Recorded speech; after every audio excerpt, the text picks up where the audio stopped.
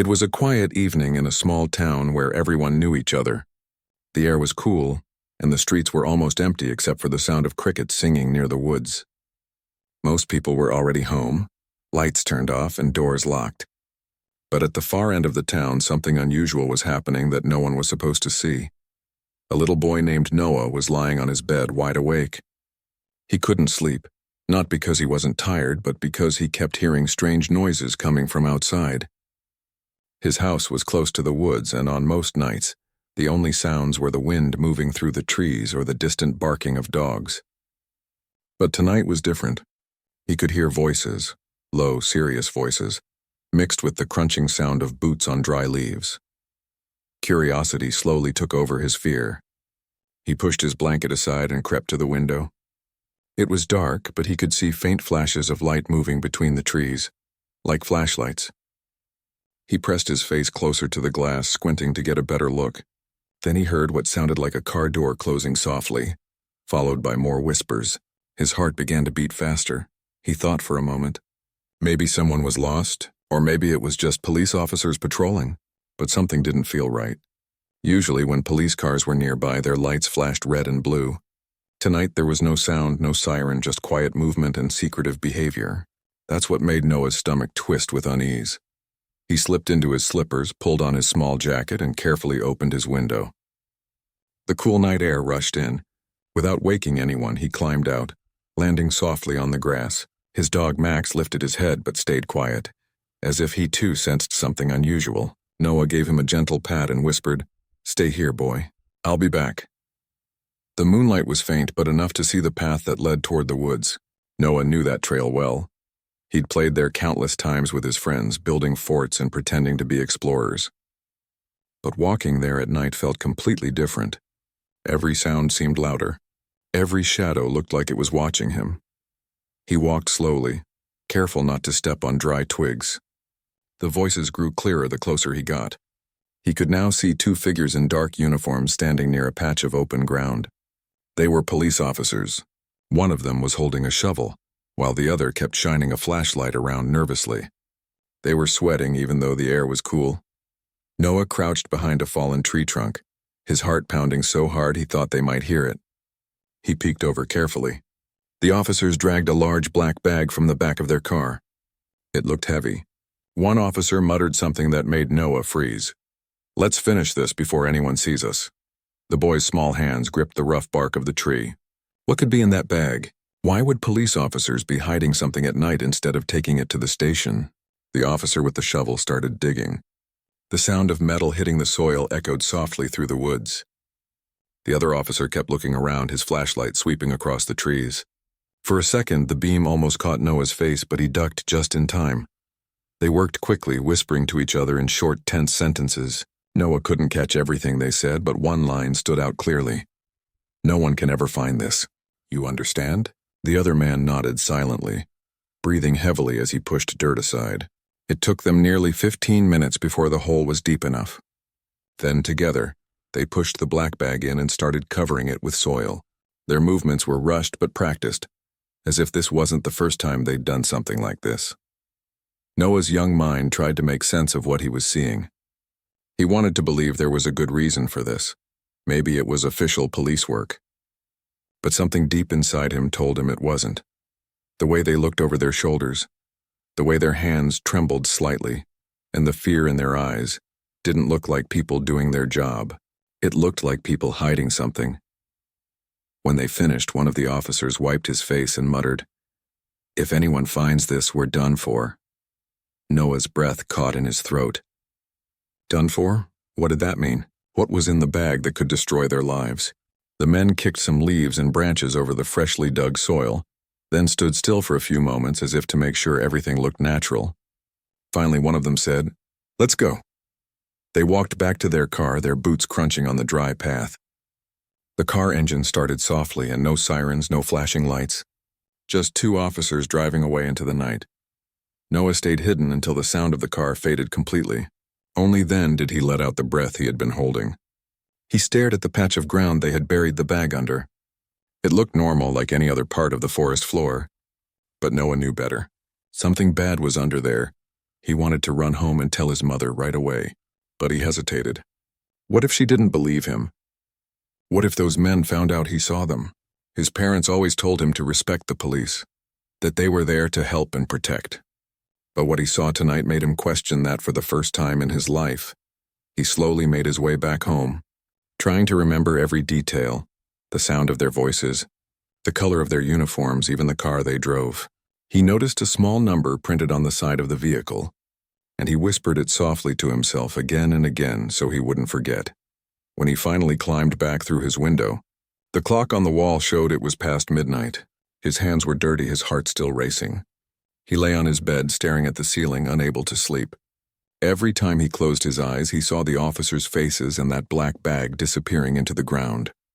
The next morning, sunlight filled his room, but the feeling of fear didn't go away. His mother was busy preparing breakfast, calling his name to come eat. Noah sat at the table quietly, barely touching his food. His mother noticed and asked if he was feeling sick. He shook his head and said he just didn't sleep well. All day at school he couldn't focus. His teacher asked him twice why he seemed distracted. He didn't know how to answer. He thought about telling someone, but who would believe a kid saying that police officers were burying something in the woods at night? It sounded like a story from a movie, not real life. That evening, as the sun went down again, Noah stood near the window and looked toward the woods. They looked peaceful again, calm, silent as if nothing strange had ever happened there. But Noah knew there was something hidden beneath that ground, and he couldn't stop wondering what it was. He tried to convince himself to forget it, to move on, but he couldn't. His curiosity kept growing, mixing with a growing sense of fear. Every sound outside made him jump. Every time a police car passed by during the day, he felt a chill in his chest. What if those same officers came back? What if they realized someone had seen them? Late that night, he woke up again. The house was quiet. The moonlight spilled through his window, casting long shadows on the floor. Noah sat up, his heart pounding. He couldn't stop thinking about the spot in the woods.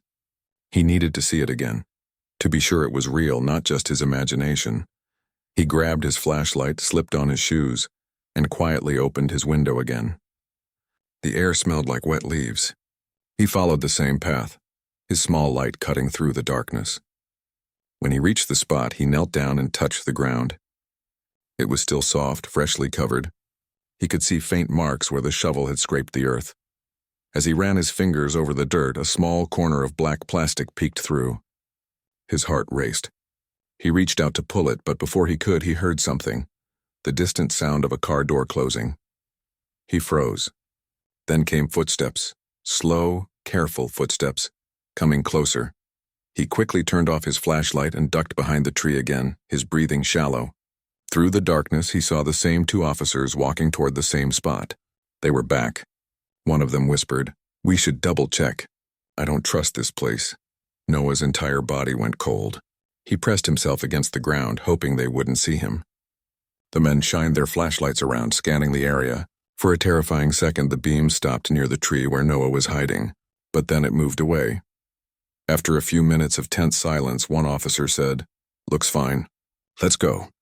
Noah waited until he could no longer hear them before he dared to move. His legs were shaking as he stood up.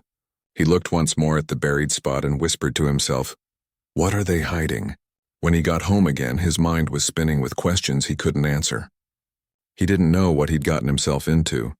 The morning after that second night felt heavy for Noah. He woke up late, his head full of questions that refused to leave him. He moved around his room slowly, as if part of him was still stuck in those dark woods. When his mother called him for breakfast, he didn't answer right away. He stared out the window, his eyes fixed on the line of trees at the edge of town. They looked peaceful in daylight, like they were hiding nothing at all. But Noah knew better now. He walked to the kitchen and sat down quietly. His mother was busy packing his school lunch and didn't notice how pale he looked. She asked if he'd slept better.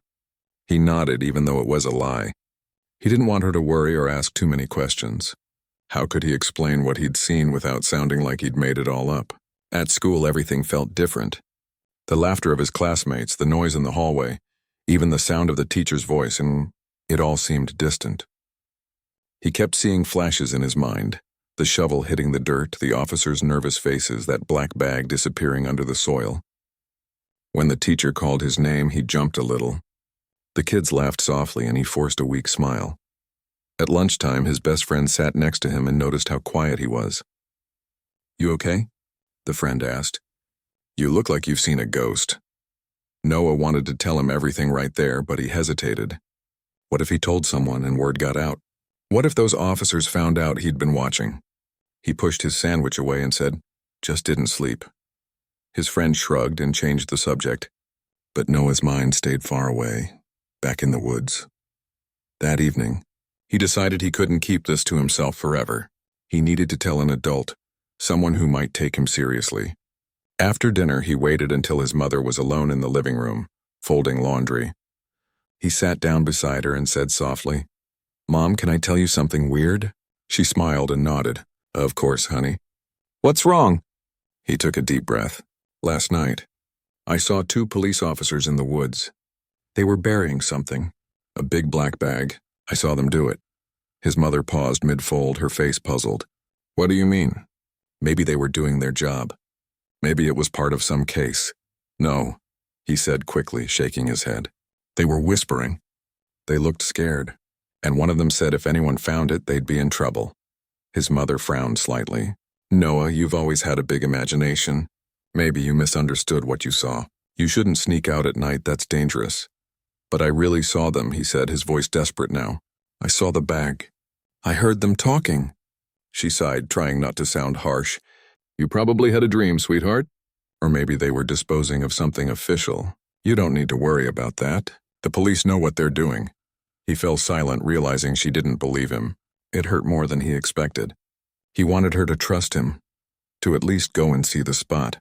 But instead, she kissed his forehead and told him to go to bed early. That night, he lay awake again, staring at the ceiling.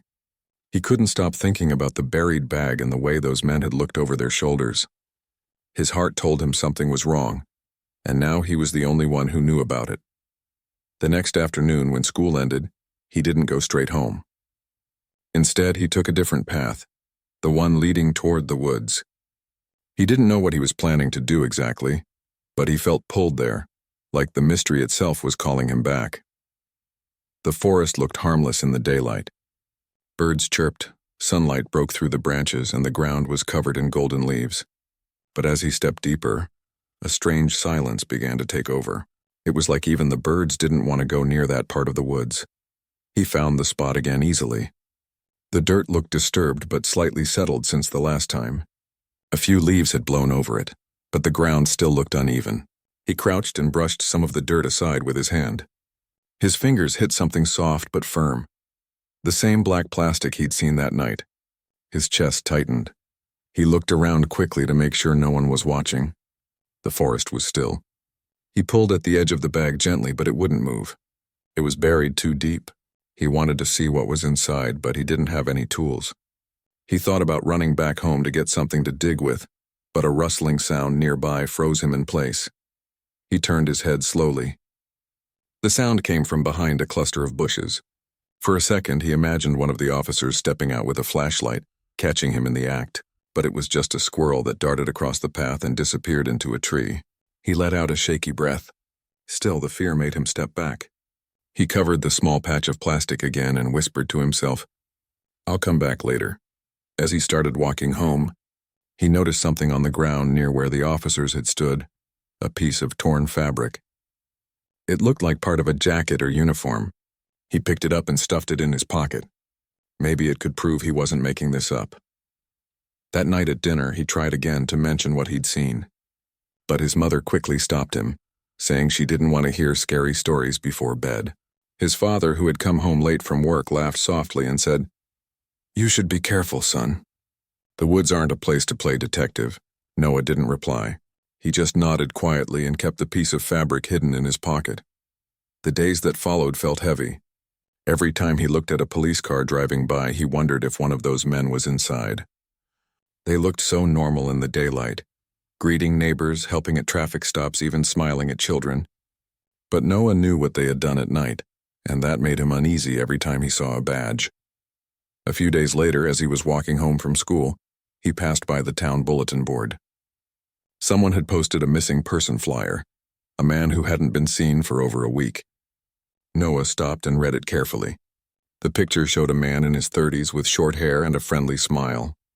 The last time he'd been seen was the same night Noah saw the officers in the woods. A chill ran through him.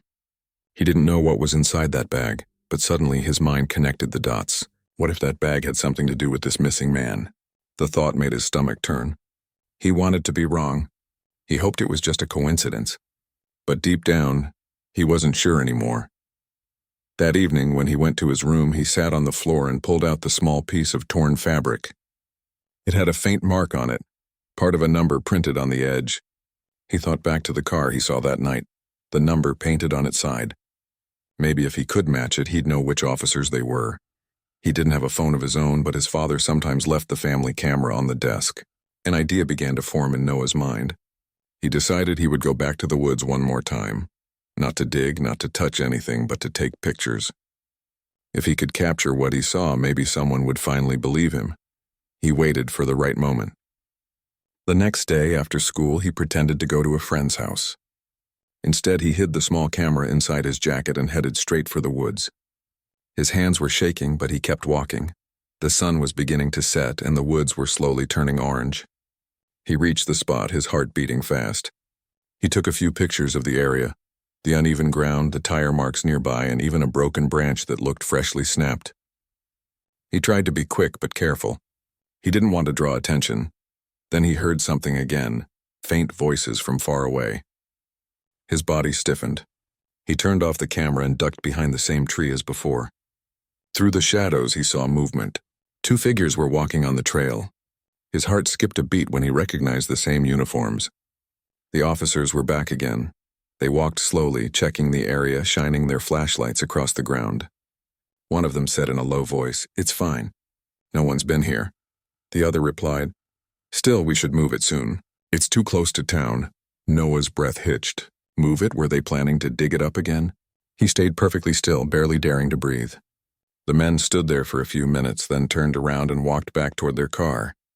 As soon as they were gone, Noah crawled out from his hiding spot and ran home as fast as he could. He didn't stop until he was back in his room, his chest heaving. He clutched the camera tightly in his hands. He finally had proof that something strange was happening. Proof that the police weren't telling the truth. But what he didn't realize was that his quiet investigation was about to get far more dangerous than he ever expected. But one thing was certain: this was only the beginning. The sun had just set when Noah sat on his bed, staring at the small camera in his hands. His heart was still racing from what he had seen earlier that day. He had pictures now, blurry ones, but enough to show that something strange was going on in the woods. The thought gave him both comfort and fear. Comfort because he wasn't crazy. Fear because now he was holding proof of something the wrong people wouldn't want anyone to know about. He plugged the camera into the family's old computer and waited as the pictures loaded. The screen flickered, and one by one the images appeared. They were dark and grainy, but he could make out the uneven patch of soil and the faint tire marks nearby. Then there was one shot that made his chest tighten. The reflection of a badge shining under the flashlight's beam. It wasn't clear, but the outline of the police symbol was unmistakable. Noah leaned closer. It was real, all of it. The officers, the bag, everything. He took a deep breath and leaned back in his chair, his thoughts spinning. He had to tell someone again, but who would listen this time? His mother had brushed him off. His father worked long hours and barely paid attention to anything beyond work. Maybe he could show it to a teacher? But what if the teacher told the police first? What if those same officers found out he'd taken pictures? The thought made him shiver. He decided to keep the photos to himself for now. He hid the camera deep in his drawer, underneath some old comic books, and locked it. But sleep didn't come easy that night. Every creak in the house made him jump. Every car passing by made his stomach twist, thinking it might be them. The next morning, Noah felt exhausted, but he forced himself to go to school.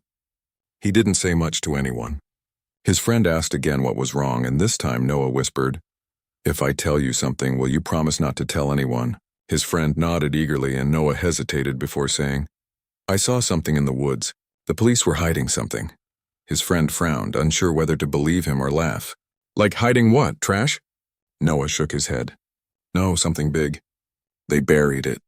I even took pictures. His friend stared at him, eyes wide. Are you serious? Noah nodded. You can't tell anyone. Promise me. Okay, his friend said quietly.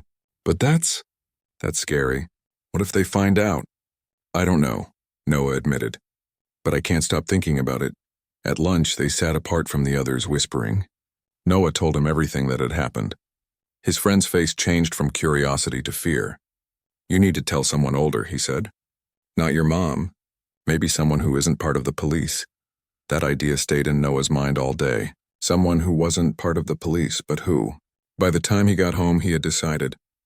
There was a small local newspaper office downtown. He passed by it often when going to the grocery store with his mom. Maybe he could send the pictures there anonymously. That evening, while his parents watched TV, Noah sneaked into the study and opened the computer again. He copied the pictures from the camera onto an old USB drive. His hand shook slightly as he did it. Then he wrote a short note on a piece of paper. There are 2 police officers hiding something bad in the woods near Maple Creek Road. I took these pictures. Please look into it. Don't tell anyone I sent them. He didn't sign his name. He printed it carefully and folded it up. He put both the paper and the USB drive into a small envelope and hid it under his bed. Tomorrow after school, he would drop it off at the newspaper office. The next day, everything went as planned. After class, he told his friend he needed to go somewhere and walked straight to town. The streets were busy, people coming home from work, cars honking, kids playing near the corner store. It was strange how normal everything looked when he was carrying such a secret. The newspaper office was small, just a glass door with a bell that jingled when he entered. Behind a cluttered desk sat a woman typing on a computer. She looked up and smiled politely. Hi there. Can I help you? Noah froze. He hadn't planned what to say. His palms were sweaty, his voice barely a whisper. I have something for the newspaper, he said. She raised an eyebrow, curious. Okay, what is it? He didn't answer. He simply placed the envelope on the counter and said, Please make sure someone reads this. Then, before she could ask another question, he turned and ran out of the building. The woman looked puzzled but shrugged and set the envelope aside. Later that evening, one of the journalists picked it up and opened it. Inside, she found the pictures and the note. The images were dark, but they definitely showed something unusual. Police at night, digging, hiding something. She frowned, sensing there was a story here. Back at home, Noah felt both relief and worry. He had finally done something about it, but now he couldn't stop thinking. What if the letter got traced back to him? What if they figured out who sent it? For a few days, nothing happened. Life seemed normal again. He went to school, did his homework, and tried to pretend everything was fine. But deep down, he knew it wasn't over. Then one afternoon, while he was in his room doing homework, he heard his parents talking in the living room. His mother said, Did you hear? The newspaper printed something about the police being investigated. Something about suspicious activity near Maple Creek. Noah's heart nearly stopped. He ran to the door and listened quietly. His father replied, Yeah, it's probably nonsense. People like to make stories. The police are already denying it. Noah went back to his room, his hands trembling. The newspaper had actually done it. They had looked into it. But that also meant the officers knew someone had exposed them. What if they were angry? What if they came back to the woods and started searching for whoever saw them? That night he couldn't sleep again. Around midnight, he heard the faint sound of a car engine outside. He sat up instantly. The lights from a vehicle flashed across his window, then disappeared. He held his breath. Maybe it was nothing, just someone driving by. But the fear stayed with him long after the sound was gone. The next morning on his way to school, he noticed something strange. Near the entrance of the woods, the ground looked disturbed again, like someone had recently dug there. He stopped and stared. His worst fear started forming in his mind. They had come back. Maybe to move the bag. Maybe to cover their tracks. At school, he felt uneasy all day. He couldn't focus, couldn't sit still. When he got home, he went straight to his window and looked toward the trees. The woods were quiet again, but they didn't feel safe anymore. That evening, his friend came over. I saw the news, his friend whispered. They're investigating something about corrupt cops. You think that's them? Noah nodded slowly. It has to be. But now they know someone saw them. What if they find out it was me? His friend looked worried. Just don't go back there. Promise me. Noah promised, but part of him didn't mean it. He couldn't let go. He needed to know what they'd done with the bag. If it was still there, if the truth was really coming out. 2 nights later, curiosity got the better of him again. He waited until everyone was asleep, grabbed his flashlight, and quietly stepped outside. The air was cold, and the ground was wet from a light rain earlier that evening. The forest looked darker than before, but he kept walking. When he reached the spot, he froze. The area looked completely different. The dirt had been freshly dug again, but this time it wasn't covered carefully. Whoever came here had been in a hurry. There were deep footprints, tire marks, and bits of broken rope scattered nearby. The bag was gone. He stared at the ground for a long time, feeling a strange mix of fear and sadness. He knew now that whatever had been buried here wasn't supposed to be found. He took one last picture, the empty hole, and turned back. As he reached the edge of the woods, he thought he saw headlights flash through the trees. He quickly hid behind a rock and watched as a police car slowly passed by on the road. His pulse pounded in his ears. Maybe they were just patrolling, or maybe they were looking for him. When he finally made it home, he locked his window and sat on his bed, his camera clutched in his hands. He felt small, like the world had suddenly become too big and too dangerous for him. But deep down, he also felt a flicker of courage. He knew what he saw. He knew the truth. And even if he was scared, he couldn't pretend it didn't happen. He whispered to himself in the dark, "Someone has to do something." He didn't know it yet, but his small act of bravery had already set things in motion, things that would soon uncover a secret far bigger than he ever imagined. The next few days in town felt different. People were whispering more than usual, and the police station seemed busier than ever. Noah noticed patrol cars passing by more often, and each time he felt a strange chill in his chest.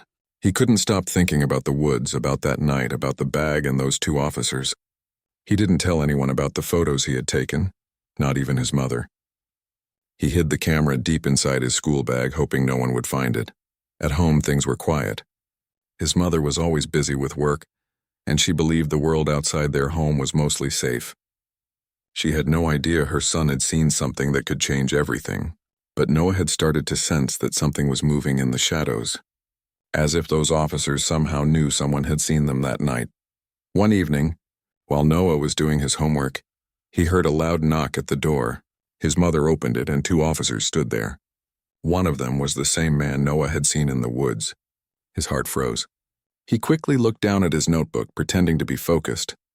The officers said they were checking around the neighborhood about a missing bag from a police vehicle, asking if anyone had seen anything strange. His mother said she hadn't. They smiled politely, thanked her, and left. But before stepping away, one of them glanced toward Noah's room. It was only for a second, but it was enough to make his heart pound. Later that night, Noah couldn't sleep. He kept replaying that look in his mind. He knew it wasn't just a coincidence. Maybe they really were looking for whoever saw them. Maybe they were scared someone knew too much. He lay awake, listening to the crickets outside, feeling a strange pull to go back to the woods one last time. The next afternoon, Noah went to school like usual, but his thoughts were far away. At lunch, his friend Liam borrowed his camera, thinking he could use it for a class project. Noah didn't think much of it and handed it over, completely forgetting what was still inside. When Liam opened it later that day, he found the photos in blurry, dark, and strange. He called over 2 other kids, and soon, whispers started spreading across the classroom. One of the teachers overheard them talking and asked to see the pictures. By the end of the day, a few adults had seen the photos. They didn't know what to make of them, but one of the teachers, Mrs. Doyle, felt uneasy. She had worked in the town for years and knew that the police weren't always as honest as they seemed. Instead of calling the police, she quietly sent an email with the photos to her cousin, who worked as a freelance journalist in the nearby city. She didn't expect much, but something about those pictures felt wrong. The darkness, the digging, the anxious faces caught in the light. A few days later, the journalist, whose name was Karen, drove down to the small town to talk to Mrs. Doyle. They met at a small cafe near the bus station. Karen was calm but curious. She had seen the photos and could tell they weren't fake. "Who took them?" she asked softly. Mrs. Doyle hesitated. "A student." He doesn't understand what he's gotten into. Please don't mention his name, Karen nodded. She promised to keep it quiet. That night, Karen went into the woods with a flashlight and her camera. The area was exactly like in the photos. The soil still looked disturbed and faint tire marks could be seen if you looked close enough. She took a few pictures and collected a small torn piece of plastic she found near the site. She didn't know what it meant yet, but she could feel a story forming. One that could shake the town if it was true. The next morning, she drove to the police station to ask a few simple questions. The two officers at the front desk smiled, but it didn't feel genuine. When she mentioned the woods and a missing person case from a few weeks ago, one of them grew quiet. He said there was nothing unusual and that she should leave the investigation to them. As she walked out, she noticed a pair of eyes watching her through the blinds from the chief's office. Something wasn't right. Meanwhile, the two corrupt officers were growing nervous. Someone had been asking around about the woods and they started to fear their secret wasn't safe anymore. One night they drove back to the spot to make sure everything was still buried. But when they got there, they froze. The ground had been disturbed again. Someone had dug it up. Panic spread between them. One officer kicked the dirt in frustration, while the other whispered that maybe someone had followed them that night. They argued quietly, their voices sharp in the cold air. Each of them was starting to doubt the other. Back at home, Noah sat on his bed, his stomach tight with fear. He didn't know that Karen had found the same spot, or that the officers were already panicking. He only knew that something big was about to happen. That night he heard his mother on the phone, talking about strange rumors spreading around town. People saying something was wrong with the police, that maybe someone had been hiding evidence. Noah stayed quiet, but inside he knew he had started something that couldn't be stopped now. A few days later, Karen published a short online article without revealing names. It talked about the mysterious activity in the woods, the missing person whose case had gone cold, and how certain officers might be involved in covering up evidence. The story gained quick attention. Within hours, it was shared across social media, and soon other journalists started calling the town station for comments. The police chief called an urgent meeting. The two corrupt officers sat at the back of the room, pale and tense. The chief slammed a newspaper on the table and demanded answers. "Who talked?" he barked. No one said a word. The silence in the room was heavy. After the meeting, the officers went straight to their patrol car. They didn't speak to each other for a long time, both lost in their own fear. Finally, one of them said, "Maybe it's that kid, the one who lives near the woods." The other frowned. "No one saw us." But deep down, they weren't sure anymore. Karen continued her investigation quietly. She started talking to locals, learning about the missing person who had vanished weeks before the night Noah saw the officers. Each clue seemed to lead her closer to the truth, but she also began to sense danger. Her car was followed twice. One night she found her office door slightly open when she was sure she had locked it. Someone was watching her too. Still, she refused to stop. She sent copies of her notes and the photographs to a trusted friend in case anything happened. The deeper she went, the clearer it became. The bag contained something that could expose corruption beyond just two officers.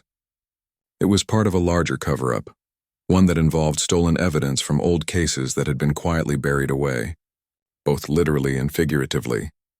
As the tension in town grew, people started noticing small changes. One of the officers suddenly took sick leave. The other began acting strange, avoiding everyone. The chief stopped appearing in public events. Whispers turned into fear. Everyone sensed something was about to break. One evening, Karen received an anonymous note under her door. It said only one sentence: "Check the riverbank before they move it again." She didn't know who sent it, but she went there the next morning, and what she found confirmed everything. Near the riverbank, half hidden under mud and leaves, she discovered a torn police evidence tag, the same type used by the local department. She took it straight to her editor, and together they prepared a larger story. This time it wouldn't just be an online article. It would go on the evening news. When the report aired, the town went silent. Everyone watched in shock as the truth began to surface piece by piece. The police department denied everything, but the pressure was on. Internal affairs from the city were called in to start an official investigation.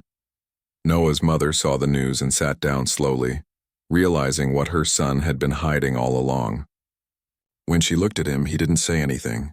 He just lowered his head, unsure whether to feel proud or scared. That night, the same two officers met in secret. Their world was falling apart.